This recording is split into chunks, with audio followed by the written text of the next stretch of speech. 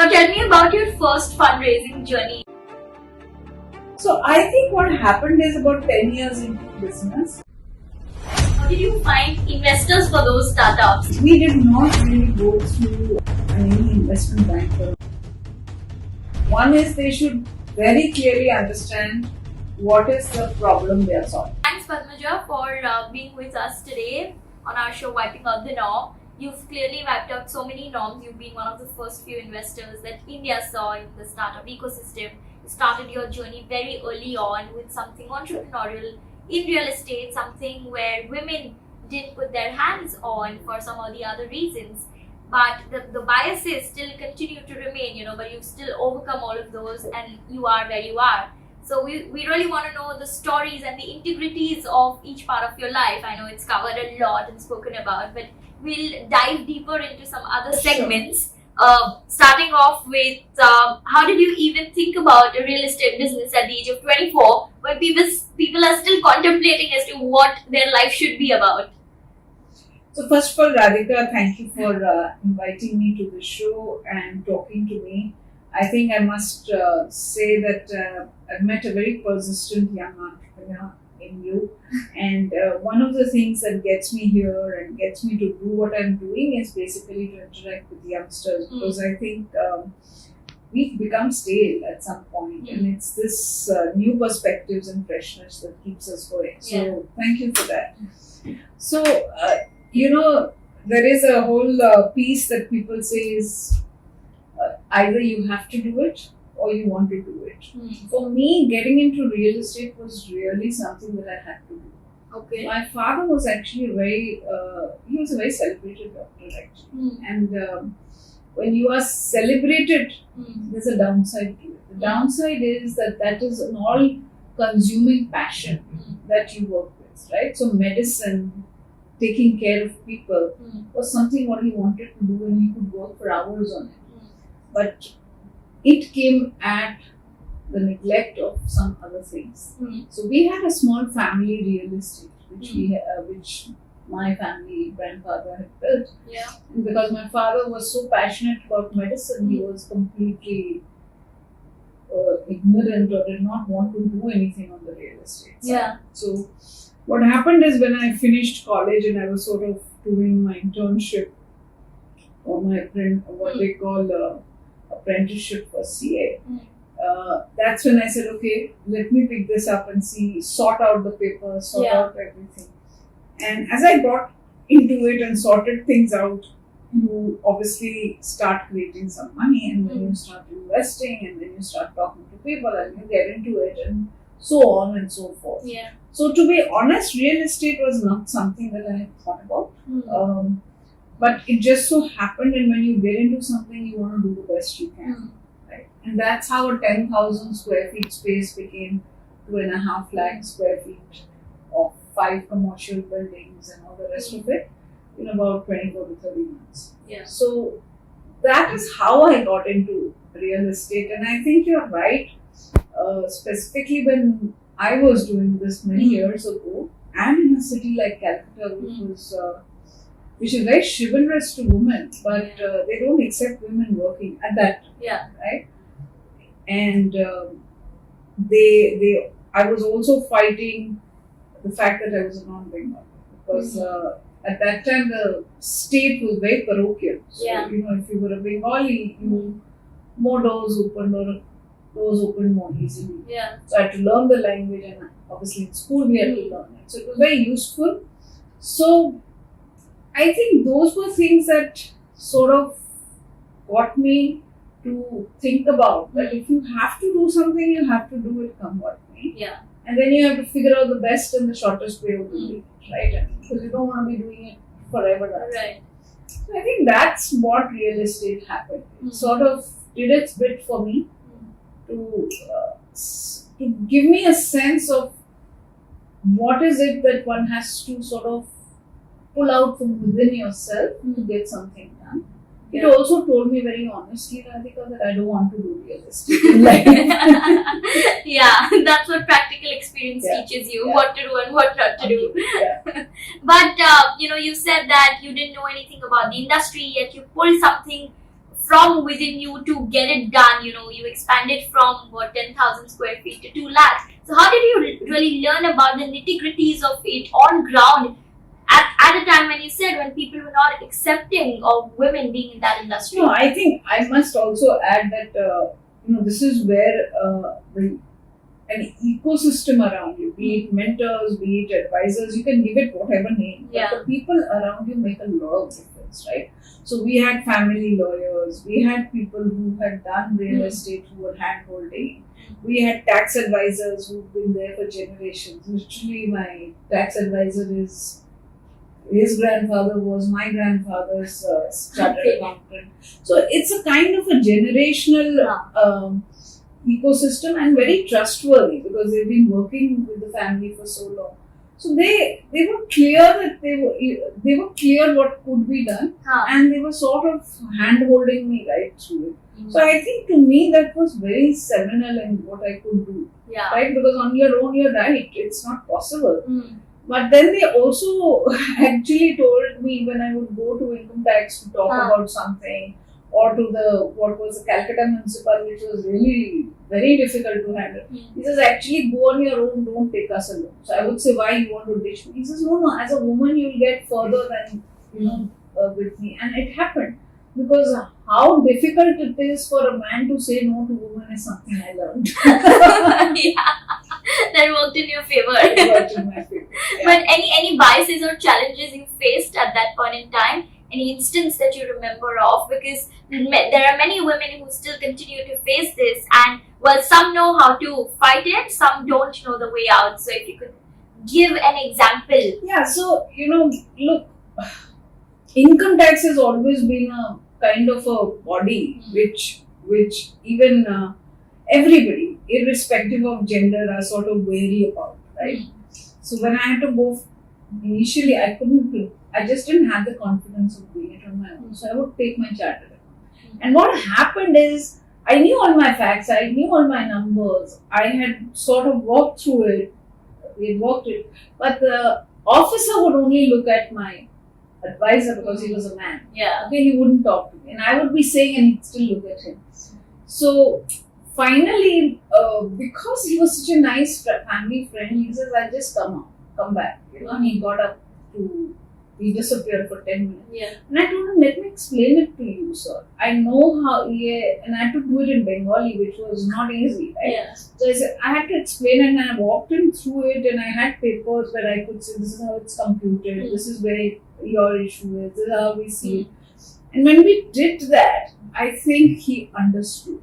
So I think there were two learnings there. One, to have your own confidence and communicate, and two, which is even more important, which people don't talk about, is how supportive men can be for women to grow. Because he stepped out, that guy was forced to talk to me. Correct. Right? He had to look at me. I mean, even then he would look at the paper, not look like that, but he was in conversation. Right. But yeah, those two learnings are really something that holds true till date. I mean, unless men give the opportunities because they know that they are on a better side, unfortunately or fortunately so, I think the mix wouldn't change. And that's why when we say that women should be given more opportunities, it's not like we segregate women altogether and make their own groups, but we also take men along to. Yeah, but Radhika, I think I would slightly differ with you to say I don't think men need to give opportunities. I think men need to be made aware that we as women can do it, so step back. Right? And I think the more mature men do step back. And I think that's the piece. But it's not easy. It's also a recognition that by their genes or by whatever, men are supposed to be in command. They're supposed to be quote unquote protectors, right? Irrespective of whatever we may say. So it's very difficult to sort of say move away from your instinct, right? So you have to be able to build that confidence in them that, hey, I can handle it, we want to just step back a bit.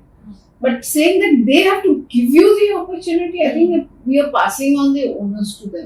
Which I think is not right. Why? If you want something, we need to grab it. You need to do it as gracefully as possible. Right. But we need to make sure that we grab our space, right? And not tell the man to say, okay, मुझे आधा sofa दो, वो नहीं चलेगा. Yeah. No, when I said that, I meant that when a man is in a very senior position and when you are a new, fresher, junior woman working with him, then also their responsibility lies actually to give you true but opportunities. I think again you have to be able to assert yourself. Yeah, right? of course. I mean, I have a lot of women mentees, women professionals who I mentor, and they say, we are all in a meeting, I'm only the only woman in the room. And I'm the one who's taking notes. I'm being asked to go order coffee. I'm also being not allowed to talk. I said, so what do you mean by allowed? What do you mean by asked? Yeah. Right? When you're being asked to get the coffee, look at the most, if you are the junior most person, then by professional hierarchy, you do it, right? Whether you're a man or a woman. But if you're not, then look at the junior most person and says, would you like to pick that up or help? Right. Right? So people get the message. And when you have a point to make, please wait for everybody to say, but before they move to the next one, say, I'd just like to make a point. Yeah. And gradually, if you have content in what you're saying, if you have value in what you're saying, I mean, the reality is shoulder up matters. Yeah. Substance is what people listen to at the end of the day, and not gender. Yeah, that's true. And it's but a two-way street. I've seen men have the same problems. That's the funny part of it, right? I have many young men who says, I'm not allowed to speak. I said, so why? Right? And I'm asked to get the coffee. So why? So why aren't you telling a junior person? He says, because I don't know. So I say it. Correct. Right? You follow gender agnostic, you follow the hierarchy. So it's not only a woman. Is what I'm trying to say. Yeah, it's across the spectrum. It's across the spectrum.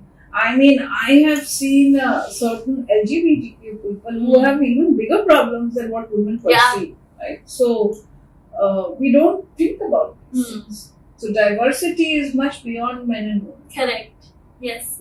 That's a very important point. And it's a topic that we should talk about later because it is a very broad topic that needs discussion and conversation. But tell me, as to after real estate, what was next for you? Like you said, marriage. You understood. Oh, really? that young age? No, I got married at 26. So 26. 26. It's high time. I was late according to societal my standards. family. Yes, I was supposed to get married at 22. Oh my God. 4 साल ज़्यादा हो गए. And then you left the business after you No, got so I married. wrapped it up because I knew my father was not interested. So I sort of didn't close down, but I put it in a format that it becomes easy for them to manage. And that's how it was on autopilot with some supervision. And we wrapped it up actually when my father passed away because it was not going to work from Delhi to look after real estate. And that was the most practical thing. So I think, that's all I did. I mean, I just made sure that everything was in place for him to do minimal management.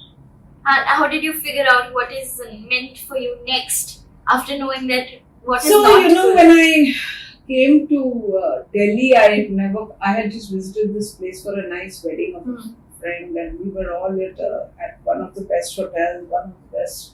But that was not life. That was illusion. Right? So when I got married, I started life with zero. I came from a family, no dowry given sort of stuff. So we actually started with zilch.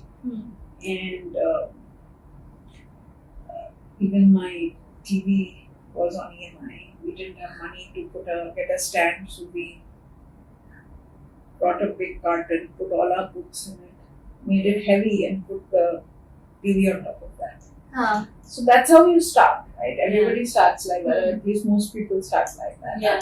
So then I had to look for a job. So I finished my study because there was a piece that was left. And I got a job at that time, computer training institutes was the big thing in early 90s. It was a really, really big thing. I joined them, and within about 3 months I realized that business was going south, and I told them, it's going south. Don't pay me. Let me go, because you're just putting in more good money behind bad. That was my first instinct, that I could read something in the situation which they couldn't read. Yeah. Right? So anyway, I left in about another 3 months. They were not allowing me to go and whatever. Weird situation. Then I was looking for a job again, because I knew I had to work. And I applied, and I joined a software company. And at that time, software services was the sunrise industry. So it was something which was different, right, to a lot of other things. So I joined this company, which was a startup. And I was one of the very early employees. And there I was there for almost a decade and a half. And did everything except coding and finance. Yeah. I never touched those two. What were you doing then? So I was doing marketing, I did recruitment, I did pre-month sales, I helped set up the US operations. I was part of the inorganic play where I was part of the team, very small team we used to have, which was when we listed, we delisted, we merged, then we demerged, then we went and merged with a British company, a FTSE 100 LSE listed company. Yeah. I was the only employee who was involved in that. The rest were all promoters. And so that's where I actually understood what went behind a headline to say so-and-so company merged with another, right? And it was a very, very big revelation for me, actually. Because I always thought that the toughest part of any negotiation was price. That's wrong. Because, the price is probably the first 1 or 2 items that gets negotiated. But actually the toughest part when you're selling a company is reps and warranties. Yeah. Right? And the toughest part of when you're buying a company is, apart from the assets, what are the liabilities you're buying? Right? What are the issues? What are the risks? And how much of that can you mitigate? Or how much of that can you pass on to the seller? Yeah. Right? So that's when I sort of understood that the price can be whittled down to a great extent if you have too many risks as a buyer. Right? So you may be paying 100, but you're actually getting assets of worth 100, but your liability is sitting there worth, let's say, 50, 60. So you are actually paying for that. Right. So I think those are again learnings which sort of work for me. But why didn't you touch finance there in the company in a decade that you were? I never wanted to be honest. I learned, I would just go and chat and understand what's happening, but I never sat down to say, worked on balance sheets or MIS or any of those or create ratios. We had a big enough team also, to be honest. Okay. But I learned a lot on the legal side, because I was involved, as I was the only person involved in the merger. That's where you actually, without being a lawyer, you sort of picked up a lot. And there's a lot of common sense in legal. Right. So you can, if you put your mind to it. Correct. Law is nothing but common sense codified. That's what we say here. And I think the one learning I had there was that the less of legalese you use, the cleaner it is. Angrezi is better than legal language, to be honest. Because you're just more transparent in what you're saying. And then you have words which you're trying to first go to Google and say, iska matlab kya hai? Yeah. So you don't want to do that. Correct. You want, and it can be very scary for another person to say, I'm not a lawyer, what does this mean? And that's when you go looking out for a lawyer. So I think those are things which sort of jumped out. Yeah. And after a decade, how did you decide to pull out of whatever you were doing? So, it's not as easy as that, to be honest, Radhika. So I joined them in 91. I think the company was merged in 98, whatever number of years that was, right? And what happened is, when you sell a company, right, when you merge your company with somebody else, you're actually exporting all your stresses also to the buyer. Yeah. Right? That's a liability in itself. So you're not worrying about cash flow, you're Yeah. not worrying about attrition, you're not worrying about a whole lot of things, right? The other guy has to worry about. So when your stress levels go down, you suddenly have mind space to play around with, right? So my founder of my company, Mr. Saurabh Srivastav, and I joined him in 91 and he's still my mentor, he's still my chairman. Okay. We worked 30 plus years together now. His whole thing was, let's understand entrepreneurship, let's understand the VC model that was happening in the valley. So sometime in 99, he brought TIE to India, the Indus Entrepreneurs, right, as a concept. Right. And it was so early stage that I think when I used to write entrepreneurs or entrepreneurship points, I used to always make a spelling mistake. It was so nascent. There was nothing like that happened. There were no entrepreneurs. Either they were businessmen or they were traders. Right. There was no entrepreneurs as such. So entrepreneurs as a word is just about 15, 16 years old or whatever that, 20 years old at best. So we brought that as a concept, nothing more. We had no money. And we decided we will not invest anything. Okay, we will create this, the TIE model globally is chapter models, right? So each chapter has its own P&L. So we create this P&L on our own. Okay. So we incubated it within the office, like yourself, as you are incubated. So our real estate, our rent, our infrastructure, and internet at that time was extremely expensive. So we worked with all of that and we started building it. So from 9 to 5, I would do my office work because I was still working with them, and then from 5 to 9, we'd work on that. Okay. Or some sort of adjustment, right?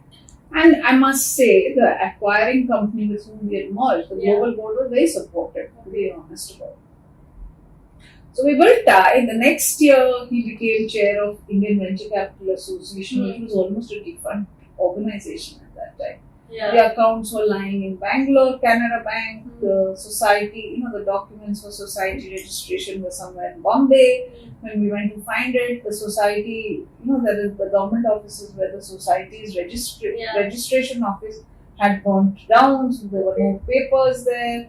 We had a database which was lying in Ahmedabad. So we almost reset the organization, right? And we revived it. We brought everybody on board. We started doing lobbying. In fact, Mr. Damodaran was the chairman of SEBI at that time. It was then that SEBI announced the pass-through on tax, right? So if you're an investor in a SEBI registered fund, the fund does not deduct tax. It's passed through. And you as an individual or an entity can claim the tax, profit or loss, how it is. So that was when we did, and that's actually a very seminal thing for the VC investors. Yeah, which year was this? I think it was, if I'm not mistaken, it was sometime in 2002 or 3 or something like that. Yeah. It's quite early. Yeah. And we sort of did a planning commission. That time the planning commission was there in place of Niti Aayog. So we did the first VC report and all of that. So I think that was the second piece that got me into the entrepreneurship VC system. And then we built it. Today, TIE Delhi is the best performing chapter for the last 7-8 years. So we got a nice, good lady, Radhika, who's now the executive director, brought her in sometime in 2002 or 3. She picked up and, it just kept growing and we have what we have, right? But in 2006, actually, 2005, I was getting a little. By then, remember, we had merged the company. Right. So I had a dual reporting, matrix reporting. I had a reporting in India to my chairman, and I had a reporting from functionally to the UK. No, I'm talking about my corporate. So I was working 9 to 5, I would do my corporate job, and then 5 to 9, I would do all this TIE and IVC and all. So I was doubling up on both. Right? Well, I was quite excited to do it.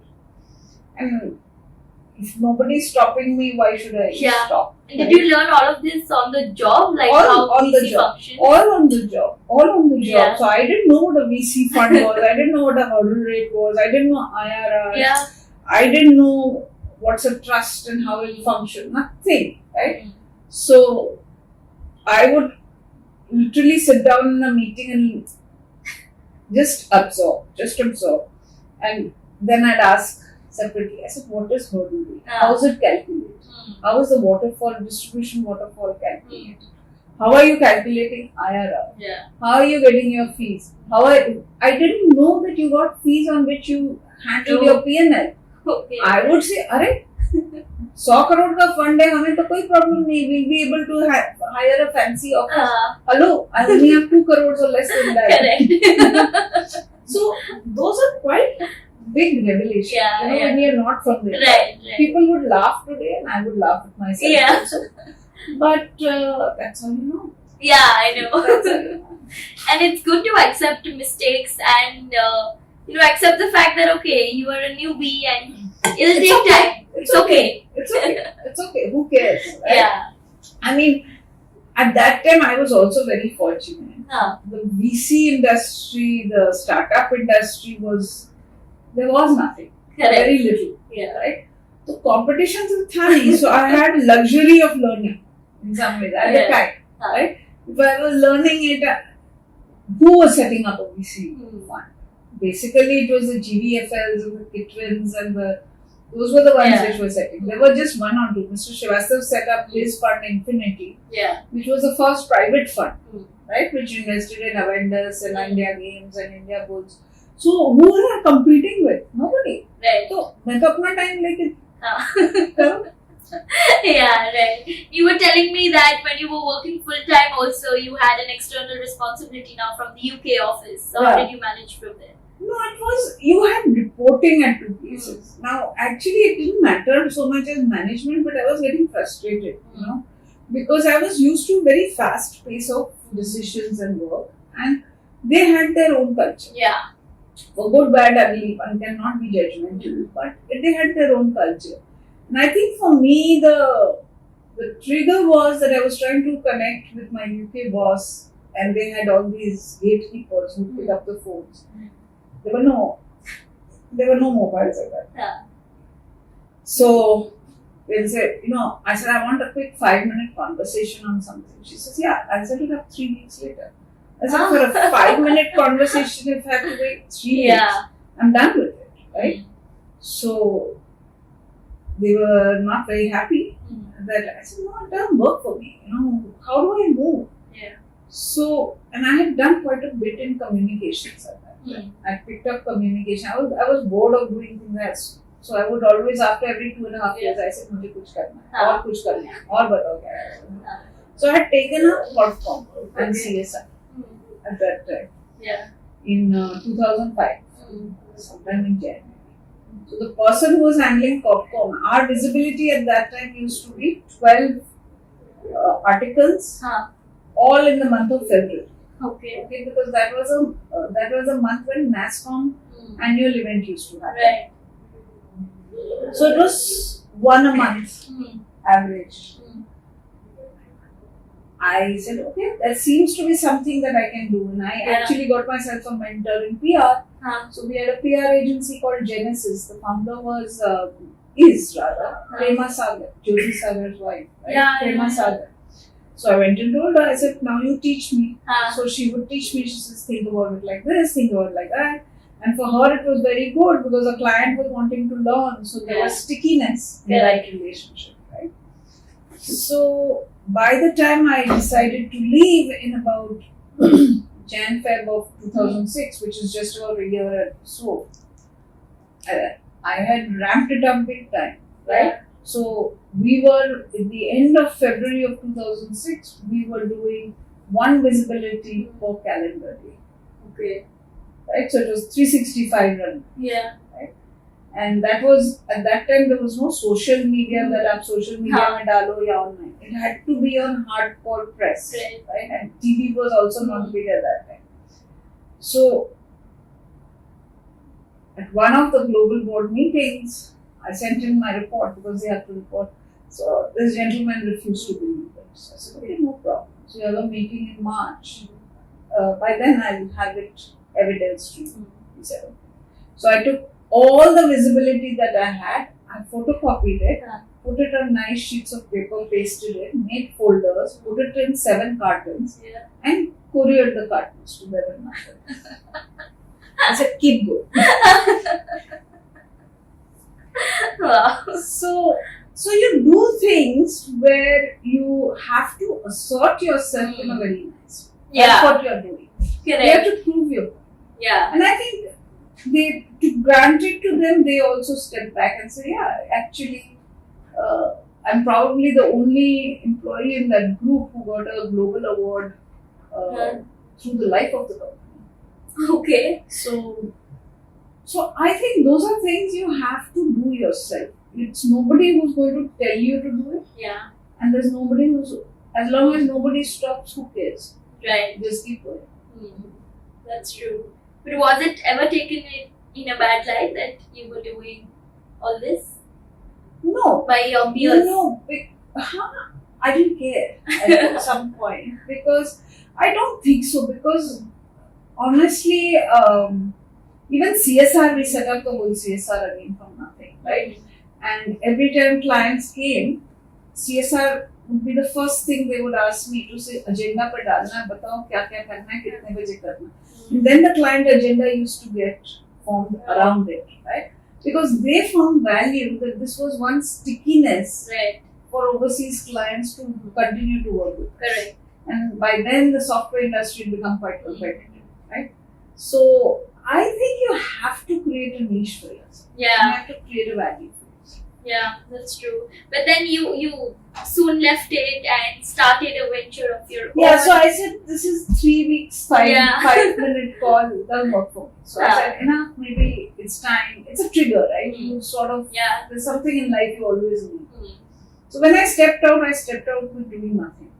Okay? And when I was thinking about it, and by then there were, Saurabh, Brahman, all these guys were also thinking about angel investing. Yeah. And that discussion I got involved and it made sense to me. Right? That look between TIE, which sort of inspires, nurtures, networks entrepreneurs.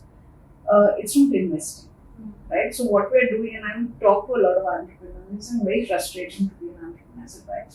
This is all my savings, all my family, friends, loans I've taken, all I've used because you've been so inspiring. TIE has been so inspiring. Now we're not getting money for the next round, right? So there was clearly a need and there was clearly a gap, right? And then you had VCs at that time not investing less than 7. Okay. Right? In fact, there was a report doing the rounds at that time. It was called the Edelweiss report, which talked about too much money chasing too few deals, right? And it made sense that why would VCs invest in companies which actually needed $500,000, right? Giving them more money meant the entrepreneurs are now going to buy Porsches and Lamborghinis and park them in their garages, which doesn't make sense. So that's the piece. And also I think India had gone through one generation of first-time entrepreneurs who had built companies and exited and created wealth and proven that entrepreneurship can be very, very valuable, both in terms of what you do for society, what you do for yourself, as well as wealth creation. Yeah. Right? So these guys still wanted to engage with entrepreneurship, but they obviously didn't want to be CXOs. So this was a very, very nice way of bringing mentorship, engagement of successful entrepreneurs for youngsters, and they would put in money.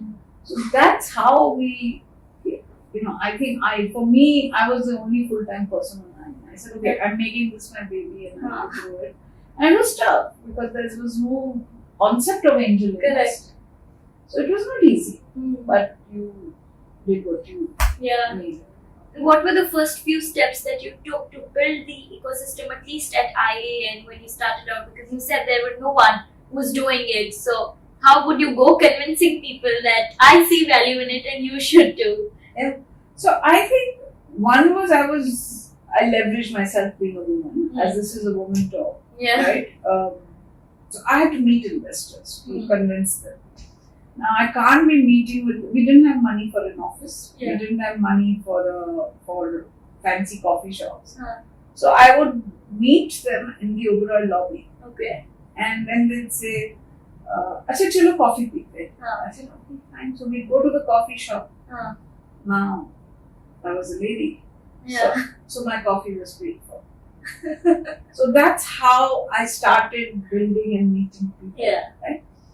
The second thing that actually made me really think, and the penny dropped, honestly, is I met a person whose wealth was almost $500 million or more. Mm. And I was telling him, please join, we're doing this. And he said to me that Padmaja, investing to samajh mein aa gaya in Hindi. वो तो तुम returns दोगी. And I also understand that it could be it could be a failure, so it's high risk. But ये angel वाला जो है उसमें ये Christianity का क्या है? What's the religious part of it? That's when I realized that this is not going to be selling a product, it's going to be selling a concept. Right. And then I had to think through how we sell angel investing as a concept, what you need to do, why you should do it, how it benefits you, benefits others. Yeah. Do you remember a few difficult clients that you wanted to get on board, and how did you convince them to get? Their thing was, look, many of them said, this is not something I can see happening. Okay, it's too high risk. And these were not necessarily people who were first generation. Yeah. But many of the people who were first generation saw this very clearly because they had gone through the hard path of not getting this money. Yeah. Right? So that was number one. That to me, angel investing for me at that time was that these will be people who were first time entrepreneurs who succeeded or on the path to success. And it was not really people who were second generation entrepreneurs, right? Those wouldn't work. Yeah. So that was one big learning I had that time. Of course, I think the ecosystem has moved way beyond that. I think the second piece was that if I have to do this, I have to get word out. Yeah. And I have to think very innovatively because we just didn't have the money. So I think we did India's first national business plan competition. When I worked with Economic Times and we created Power of Ideas in 2009. Okay. Right? And we didn't have any money, I have to say. PT didn't have any idea of what business plan competition was, what would be the process, how will we get to it. So I took it on. I must say my board was not at all in favor of doing it. So I kept quiet for 3 months and then said, we're still doing it. Yeah. And then for 30 days, I had IN logo stamped every day on ET's cover. Okay. And we started creating content, we started creating all sorts of things. So we built the brand on one hand and we launched Power of Ideas. And then in 30 days, we had 37,000 applications. Oh my God, that's a lot. Which was a big revenue. So we would have an office, people would email, by then emails were there. We would get cartons with people sending printed out business plans. Then they would send it on floppies. We would send it as USBs. I mean, we had something like twice the size of this room. We had stuff literally till the ceiling stock. And we had to go through all of that. Yeah. So people came in with all sorts of things. This is my product. If you don't see the product, we would have applications which say, I'm applying for this. If you give me money, I'll tell you my idea. So we used to get all these interesting things. Yeah. So we did that. And in 6 months, we had 50 plans which we shortlisted. Yeah. Some of them got invested. I'm in touch with many of them till date. Many failed, to be honest. And so that's, I think, how we built angel investing. That's when people started saying, oh, there is something like this. I started getting calls to say, ye hai kya? And stuff. Yeah, but in 2009, getting 37,000 applications speaks that there were entrepreneurs, but not very visible in the media. Yeah, there was a need for people for money, right? Correct. And it also therefore endorsed that there was no other source of money for that 2 crores, 3 crores kind of ground. Right. Banks were not going to invest. They still don't for that matter. Yeah. And VCs were not doing it because these were too early. So I think that's how we gradually kept innovating on different things. Yeah.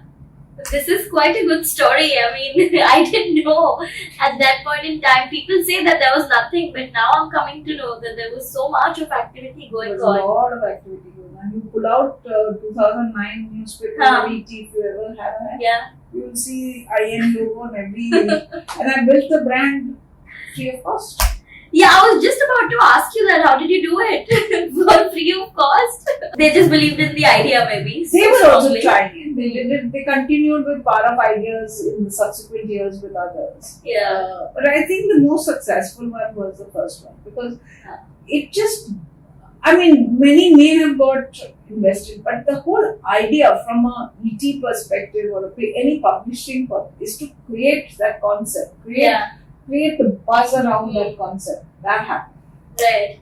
So now that you got so many good startups, how did you find investors for those startups? I mean, finding those would also be by tough. then we had what we did not really go through any investment banker or anything. Right? What we happened is we had 5-6 of these guys who were on our board. Yeah. They would keep talking about it, and they'll say, so people talk over cocktails or drinks or meetings and say, what do you do? I'm doing this. What do you do? I'm doing this. I'd also like to join nightclub. So Delhi started growing. Then we had Bombay. Harish Mehta was entering that.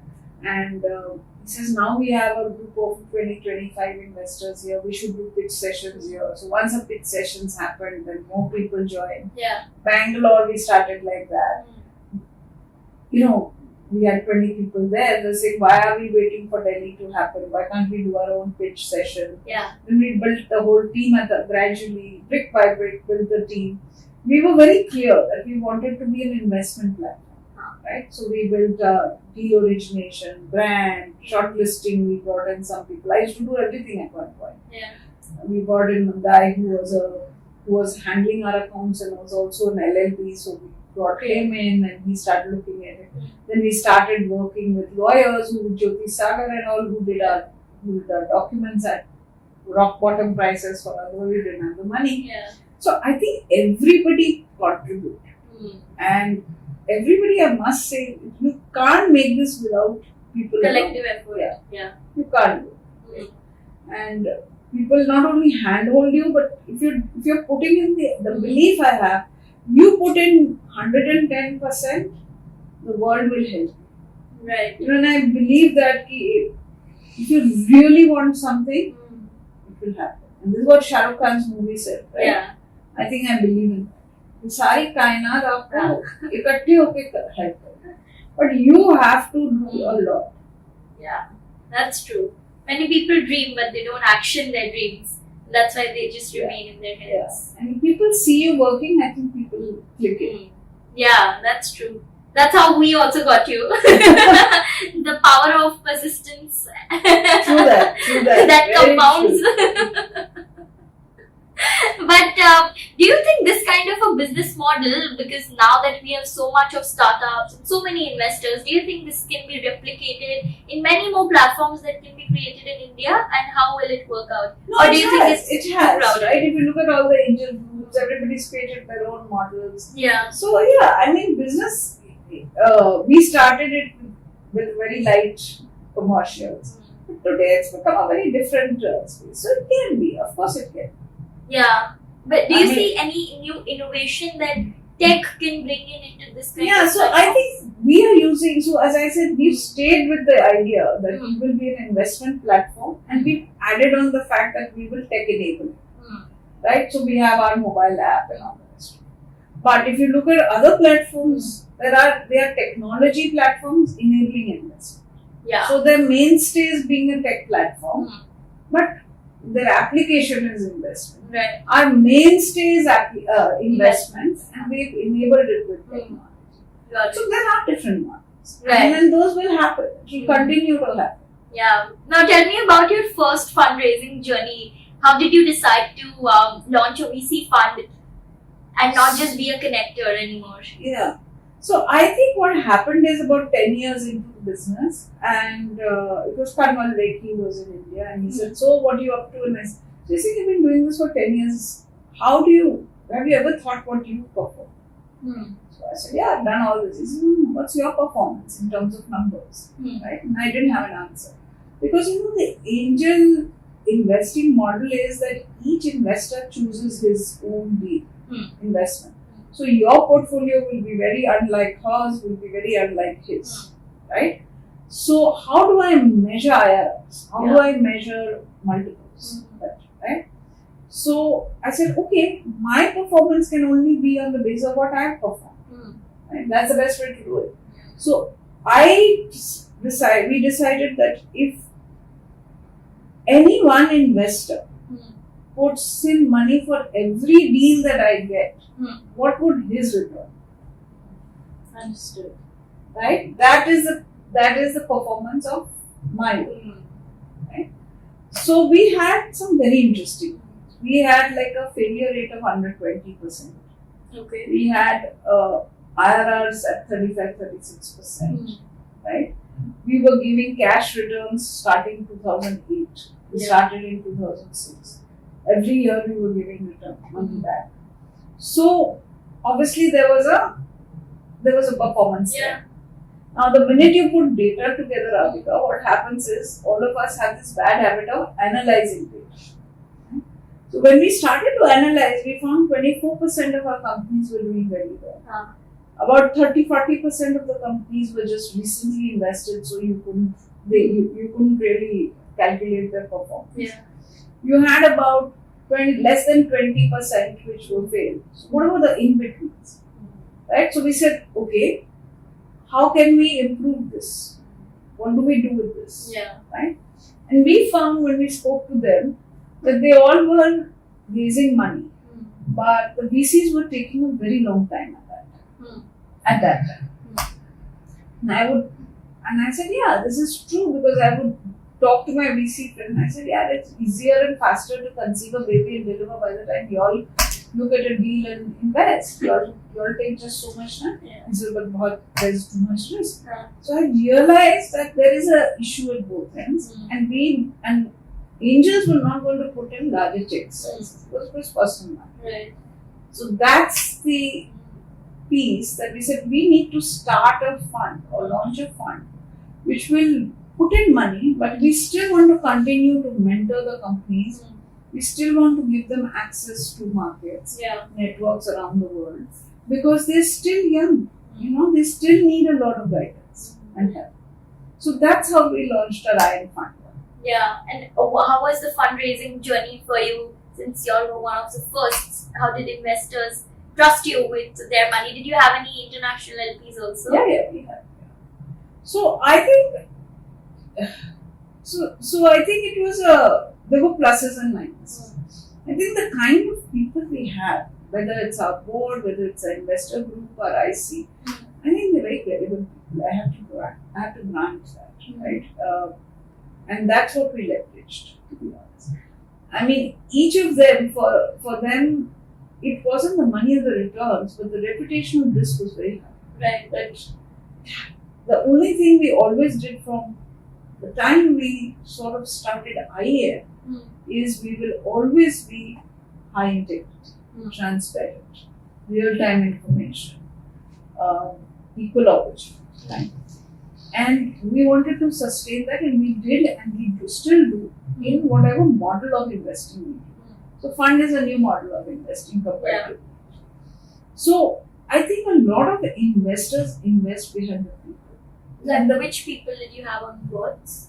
So we have on board today even is Saurabh Srivastava, Ajay Chaudhary, Harish Mehta, Raman Roy, Mohit, Goel. All of these people are very credible people. They're people who others would say, okay, good guys. Right? Fail or succeed, that's a different issue. But you do want to fraud. You don't want integrity. So I think that's number one, and we've sort of maintained. The second thing is we've created processes by which we've been able to demonstrate that. You ask us a question, we'll give you an answer, even if it's bad news. And we have always done, even when nobody in the world was doing it. As an angel group, we put up a portfolio function. Yeah. Every quarter, business updates on every company in which you've invested go out. Every 6 months, we put a call together for you to talk to the entrepreneur and non-entrepreneur to talk to you. Okay, right? We said if we can do it for an angel group, why can't we do it for a fund? Right? So, I think credibility, integrity, and the right mix of experience made a lot of, all of these guys were entrepreneurs. But they were from different sectors. Yeah. Ajay was from hardware, Mr. Shrestha was software services, Raman was BPO, we had Rakesh Malhotra who had done, built luminous inverters, and now he was doing Live Pure. Yeah. So he had a very different experience. We had Mr. Rewari, who was the ex-DMD of Sidbi, so he brought in that gravitas, he also brought in the debt perspective. Yeah. He had an experience, he was the first CEO of Sidbi Venture Capital Limited, so he understood the model. So, we created a team of IC members who understood, number one. And number two, we had spoken to them that you will not come in once a quarter and say yes, no. You have to engage with the company. So they mentor the companies even before they come in. Before we bring it to the IC, ये diligence तुमने और करो. Okay. At post IC, we do business review. Post investment, I'm sorry. We do business review meetings. Some of them engage in that. Mentor the guys. We change policies for them. Yeah. So things like that gradually builds that proposition which is deep and wide. And how did you convince these people to become a part of your IC? Was there some Because because most of them are IN investors with us. Okay. So Mr. Rewari, we were the first people to forge a venture debt term sheet with Sidbi. Right, and he was on the Sidbi side. I was trying to work with him on that. Yeah. Know him for many years. So bring him in. Right? Yeah. So I think relationships matter. Yeah. Building that trust, building those relationships, and then bringing the right people at the right time. Yeah, and how to use your leverage, rather your relationships, is something. It's an art, not. I don't know if it's an art, but I think at the end when you don't have anything, that's the only thing you have. Yeah, that's also right. And now you're raising your second fund. Tell me, how's the journey been till now for the first fund? What kind of investments have you made? And tell me any offbeat investments that you've made in any companies, some startups that really blew your mind with what they're doing. No, so we've invested in a number of companies which I'm very, very proud of. We've invested in Dhruva Space, which is a space tech company. I think it's the only company which has a full stack platform for space. 5 successful launch missions with ISRO. I mean, for a startup, startup investor, it's something, right, to do. We've invested in Pandora, which is a company which is into 3D printing of human organs. Very early stage, very difficult bet. We've done it. We've invested in a company called Pool, which takes the temple waste. When you go to temples, you sort of pray with flowers, and then all of that goes into the rivers, right? So he collects all those flowers, runs a biotech formula, converts it into incense and personal oils. Okay. And that's become a very big business, right? He has Alia Bhatt as an investor, brand ambassador. Now he's created from that same temple waste, he's created an alternate to leather, which is called Fleather. Okay. Right? And very unique. Very unique, right? Very profitable company. Yeah. We've created the lookalike of in India of IKEA or Pepperfry rather, not IKEA. Pepperfry with a company called Wooden Street, which is selling furniture online, customized furniture online. Again, very few investors do that. You always look at them doing SaaS or tech. Right? And we've done a bit on that. We've done all of that. But I think these are those outliers which makes life interesting. Yeah, it does. My God. This is very unique actually. I've heard of Fool that Alia Bhatt was an ambassador, but I didn't know they were doing so much now with leather bags as well. Yeah. And how did you really grow these companies with your inputs as a strategic investor? I think we bring in the right people. First of all, we have to work with them, Yeah. help them do the inventory, help them get their business matrices right, help them think through teams, help them bring people, talent to them, open up markets, connections, work with the regulators at times to change policies, which we've done.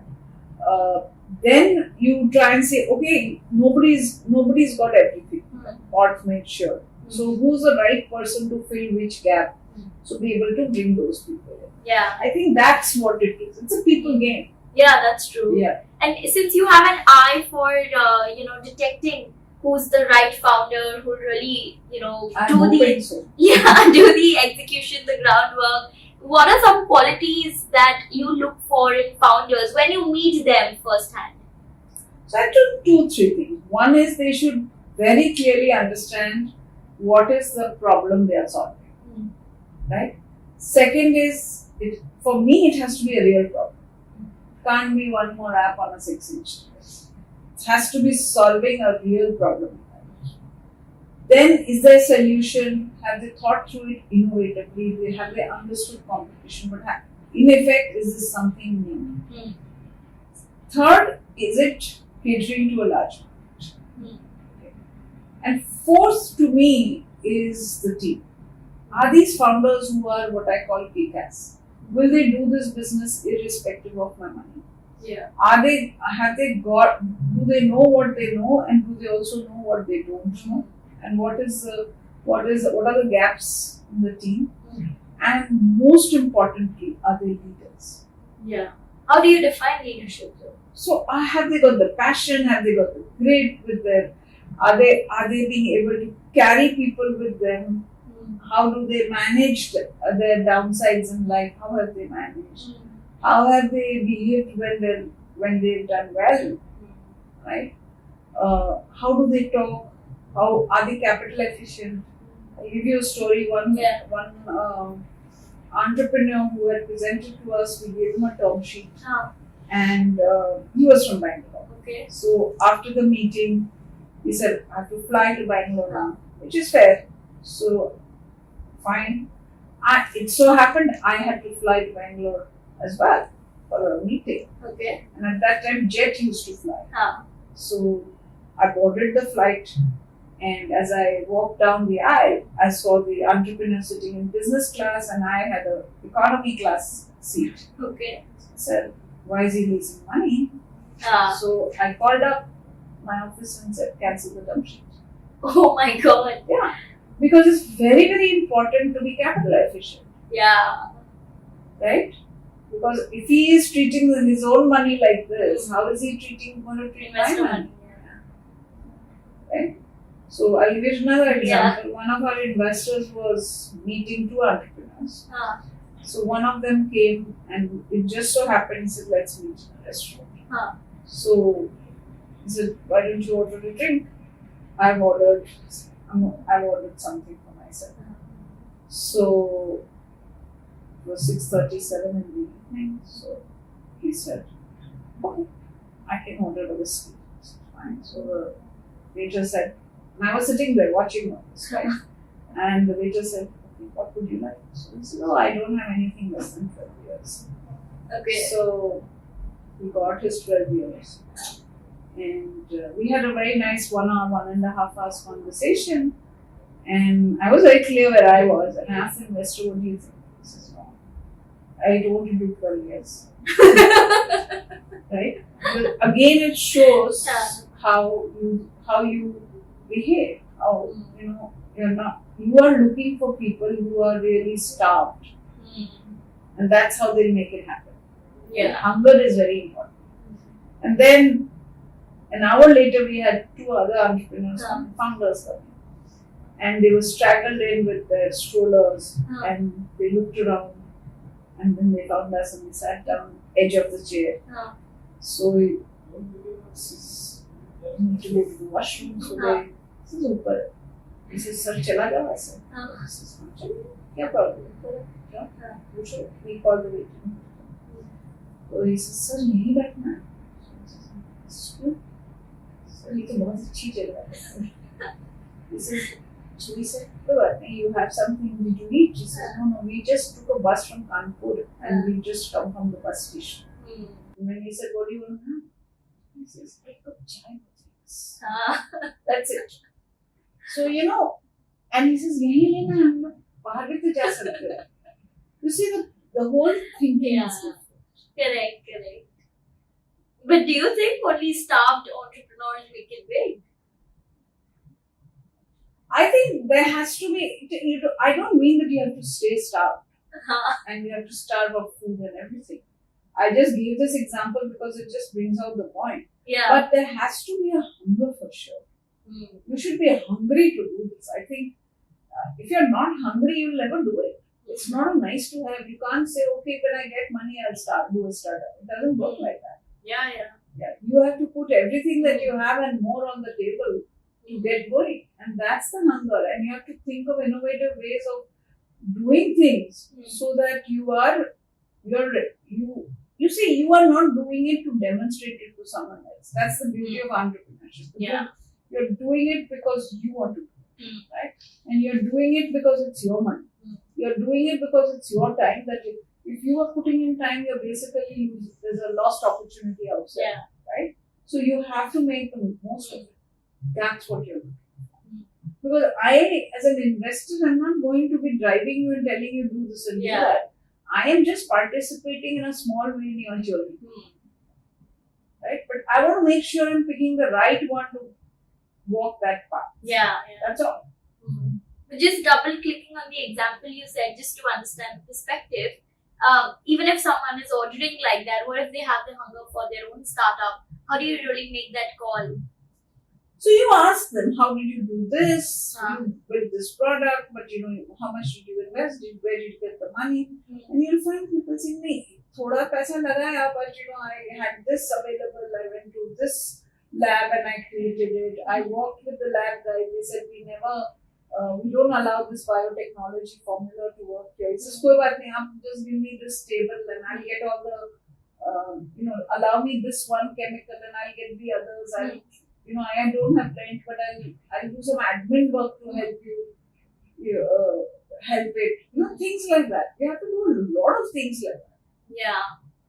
So which you didn't see in that entrepreneur, is that why you rejected? Yeah. Okay. Your stories are quite interesting. The person is very, very important. Yeah. You can make it or break it. But I just heard this question, someone was asking in an interview, as to what do you value more, a great idea, a great founder, or a great market? So what would your answer be? I think markets will always be there. So that's not something that I would wait for. Then sometimes we'll create markets. But I think ideas are a dime a dozen. It's execution that matters. And that can only happen by entrepreneurs. So for me, it's the great entrepreneur. Yeah. Single. 70% of my diligence is the entrepreneur. At the stage that I invest. Yeah, correct. Stage also matters a lot. And you said markets can be created. So which sectors do you see being market creators now, especially in this time? Space was never a market. Right? It was a completely sensitive, closed door, ring-fenced government initiative. Right? Look what's happened. Yeah.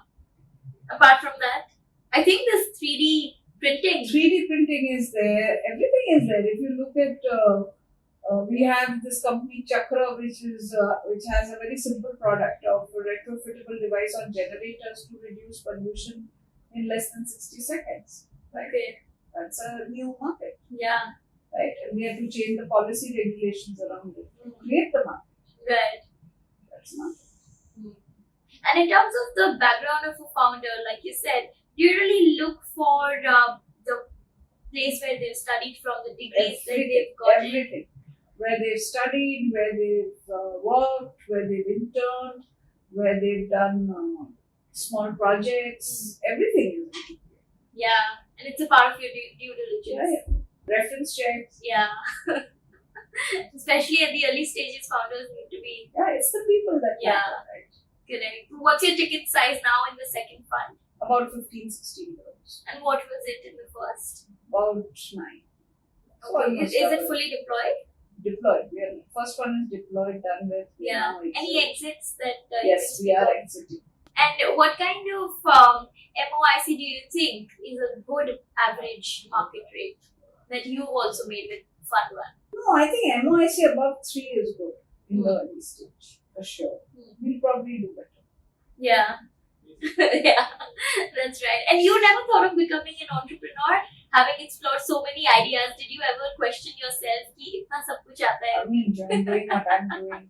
I'm a very lazy person. Entrepreneurship needs much more time and effort. Yeah, that actually brings me to a question as to what kind of people should opt for entrepreneurship and which ones should go for the investing world. What traits do you think are different in both the sides? Because some people actually say that if you can be a good investor, you can also be a good entrepreneur. I'd like to hear your perspective. I think for entrepreneurship, you should be driven by the problem that you want to solve. Unless you are completely single-focusedly determined that my job, I am living to clean the river waters. This is one solution that can do it. Unless you are driven by that one thing, it doesn't work. It's a cause, almost a life cause. Yeah. For me, an investor is driven by returns. That's a very different piece. And knowledge, I think. They just want to know everything about every market. Well, that is something you need to be able to be sector agnostic. But you're driven by return. Your 3 questions that an investor will have when you're sort of talking to an entrepreneur is, what are the kind of returns? How are the returns going to come to me? And when am I going to get the returns? Right? So those are the 3 questions. Yeah. Whereas an entrepreneur this is a problem, how am I going to solve it? Such different, very different. Yeah. So there are entrepreneurs who become very good investors and investors who also become very good entrepreneurs. I don't deny that. But I think I don't want to go there, but I want to be able to say these are 2 filters that determine whether you're going down an entrepreneurial journey or an investing journey. Yeah, that's right. But having said that, as to when will you get the returns as an investor, especially in early stage companies, what terms do you really negotiate for as an investor to protect your interests and your money? There are a whole lot of terms. I mean, Yeah. You have anti-dilution, you have tag along, you have drag along, you have liquidation preference, board seats, information rights. These are the key ones. Yeah. To be honest. Any specific term where you found it to be the most challenging one when it comes to, because you can put it in the contract, but when it comes to enforcement, it becomes challenging. So there are preventive clauses, which is like a drag along. I can put a drag along to say after 6 years or 72 months you have to buy me out in one of these 5 or 6 mechanisms. It's very difficult to do that. 6 years hence, who knows? Correct. Where the entrepreneur will be, where the company will be, where you will be, for that matter. Yeah. So those are preventive terms which are difficult to implement. But there are terms that you use to really protect yourself, right? Liquidation. So if I'm putting in the capital, I should at least get my money back before if you liquidate. But any situations where you've lost your money completely? Yeah, many situations. Part of it. Yeah. Any entire portfolio?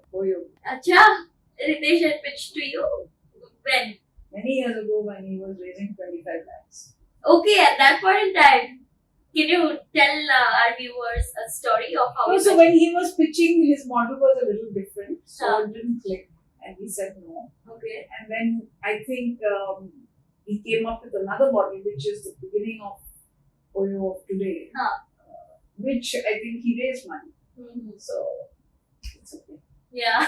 And he was very young. Remember, he's a very young entrepreneur. Right. He started very, very young. Yeah. So the risk levels, the understanding of tech, the understanding was very nascent also. So it was a very different world when he came. Yeah. But you think in young entrepreneurs with limited knowledge but right team members can make a cut? See, you have to look at the ecosystem. That's what I keep saying. Who are the people around him, right? You may not have enough knowledge, but if you have an advisor who has a lot more knowledge, a mentor who's willing to engage, Yeah, like you had for yourself. Any other company which you missed out on? Yeah. I don't talk about that. Yeah. No matter why the hesitation is coming. We want to be optimistic. I always want to what Gaya would be there. Right. We'll just do a quick rapid fire round. Starting off with your most fond childhood memory. Maybe. I think being at home on Sunday afternoons with my parents. Yeah. We would all be sitting in the same room reading. Nobody talking to others, but we were all so happy. Yeah, because when you start walking on the treadmill of life, you step back and realize, okay, wow, this is what I also used to do. Yeah. Yeah. And what would an alternative career for you would have been? I don't know, but I think it would have been a lawyer. Oh, really? Yeah. You enjoy law? Yeah. That's good. It's a nice place to say this. I wanted to be a lawyer. Okay. Were you inspired by Jyoti Sagar? No. I was inspired in childhood by my family. Who are some of the bosses that you worked with, and what leadership style have you acquired from them? I mean, out of my 36 years of work experience, I've worked for 33 years with the same man. So I've not changed bosses, I've changed company. So I think his leadership, I think what I really value, he's a very humane professional. And I think that's very important. So if you're humane, then empathy, leadership, mentoring, all of that sort of follows. Yeah. And professional follows with not only expertise but integrity, doing things the right way, not cutting corners, not doing under the table kind of stuff. Yeah. I think those two words define him best. Yeah. What's the best and worst piece of advice that you've gotten? I don't know if you'll answer worst piece because again you'll be like, I don't want to No, I think the worst piece of advice was that don't become a lawyer. I think I would have liked to do it. And as I look back, I think I would have been a decent lawyer. Best piece of advice has been to everything doesn't get driven by the mind. Do what your heart says. Let passion take you forward. And I think that's happened. It's passion that has driven me to do angel investing. Yeah. It's passion that has. Otherwise, there was no reason for me to do it. Yeah. Right? What was the logic behind it? Zilch.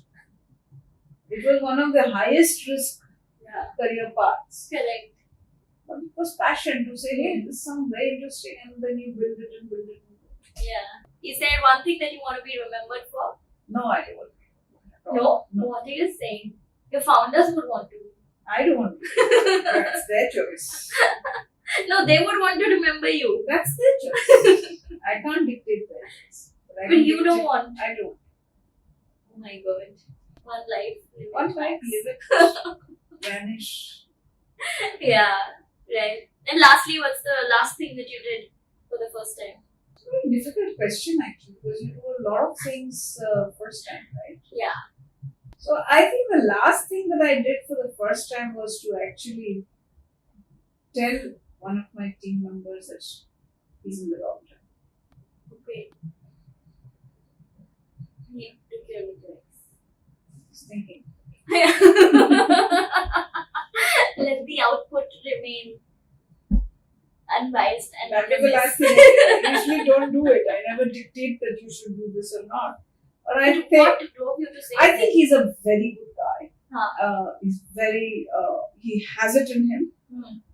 It's just that this is not where he should be. If he was given some, and I showed him, look, I can see you adding tremendous value and you'll grow very well and you'll enjoy it. Because he's a data analytics guy. So the data analytics guy, if you want to do investing with data analytics, then you have to be in the growth stage. Yeah. Not early stage. There is no data in early stage. Correct. So that's the reason. Hopefully he takes it. It's because he's a good professional. See, when you give somebody input, first of all, you should be very, at least from my perspective, when I say that it's not right to be judgmental, let people take their choice. But when you only venture to tell somebody to do something, when you know there is value there, that is not getting recognized, right? And you can see you think about this. Yeah, but this actually brings me to a question as to what red flags do you observe in founders which doesn't sit well with you? I know you said some stories. Arrogance, use of capital, relationships. In a bad way. Yeah. And one common mistake that early stage founders make and early stage VC fund managers also make. Use too much money. Applies to this. Yeah.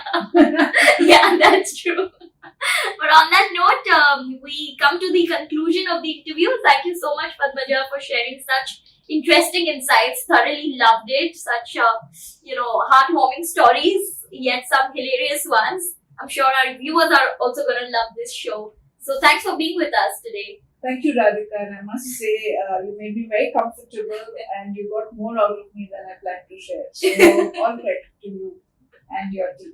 Thank you.